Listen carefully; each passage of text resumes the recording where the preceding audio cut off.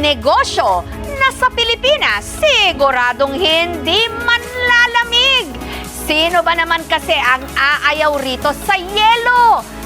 Ayan, meron na ritong umasenso. Paano ba? Hi guys! For today's video, ayan, samahan nyo na naman ako sa mga kaganapan ko dito sa bahay ngayong araw. Medyo late na nga ako nagising ngayon dahil nga sobrang pagod ko kahapon. Siyempre, pagkagising ko nga ito, diretso deliver ka agad ng yelo.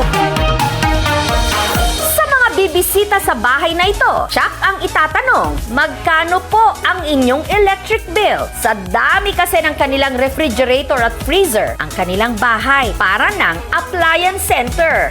Andito yung dalawang, hindi ko alam kung ang tawag dito, parang lalagyanan ng ice cream.